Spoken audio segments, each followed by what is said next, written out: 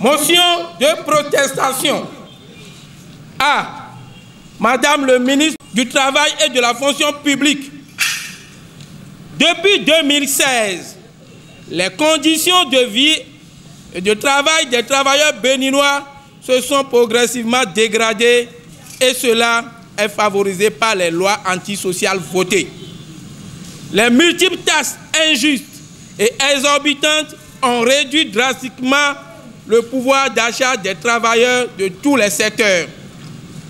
Considérant que les différentes sections de la négociation, de la commission de négociation collective sous le pouvoir de la rupture n'ont été que du dilatoire, du mépris pour les travailleurs. Considérant les multiples problèmes des travailleurs en fonction et à la retraite, considérant les multiples tâches d'exploitation sauvage que subissent les ouvriers sur les chantiers d'asphaltage, de construction des cités administratives, de logements sociaux et des magasins de ville dans les différents départements et dans les entreprises privées.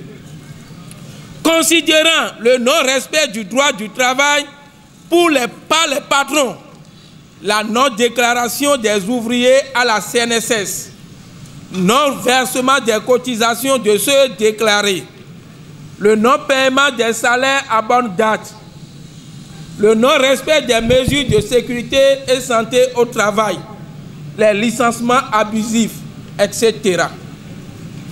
Considérant que la cherté de la vie, de plus en plus galopante, a encore amputé le pouvoir d'achat des travailleurs, a rendu le panier de la ménagère vide. Considérant que cette cherté de la vie ne permet pas aux travailleurs de s'octroyer tout au moins 2 repas par jour.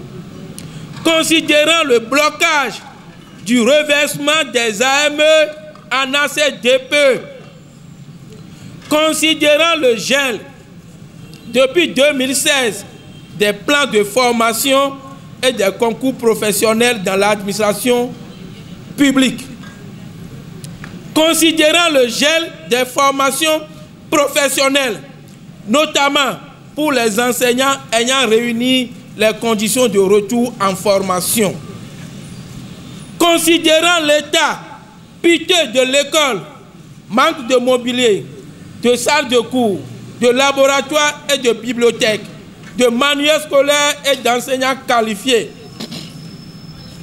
considérant l'appel tous les enfants à l'école donnent droit aux élèves garçons de ne plus payer la contribution scolaire au même titre que les filles.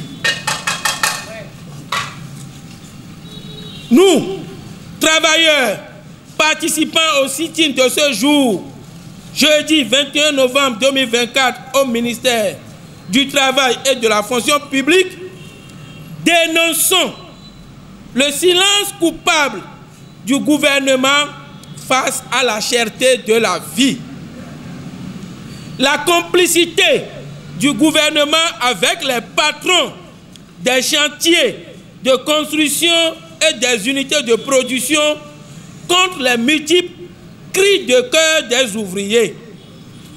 Protestons vivement contre la banalisation de la vie des travailleurs. Protestons contre l'obligation faite aux garçons des lycées et collèges publics de payer la contribution scolaire. Rendons le gouvernement responsable des déconvenues qu'engendrerait son mépris vis-à-vis des travailleurs. Cotonou, le 21 novembre 2024, les manifestants. Ce matin, les forces de l'ordre, notamment la police républicaine, a violé les franchises de la Bourse du travail. Notre pays, le Bénin, a ratifié des conventions internationales, notamment avec l'OIT, le BIT, et qui,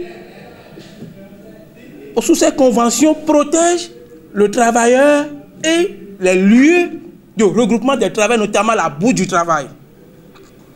Alors, venir disperser une manifestation à l'intérieur de la boue du travail est une violation flagrante des conventions internationales que notre pays a ratifiées. Ce matin, c'est avec regret que l'officier de police Talokono nous dit que prochainement, même pour faire une manifestation, une réunion à la bout du travail, il faut avoir l'autorisation. De qui? Moi, je ne sais pas. Il faut avoir l'autorisation. Ça, c'est inadmissible. Je pense que les travailleurs ne peuvent pas l'admettre. Et pour ça, nous estimons que et le gouvernement et la police, ils sont allés trop loin dans les franchises. Ils ont escaladé les murs de la boue du travail pour venir réprimer, arracher le micro. Parce que lorsqu'il a décroché le haut-parleur, que je continue de parler dans le micro, ma voix ne porte pas, donc il a arraché ainsi le micro, c'est inadmissible.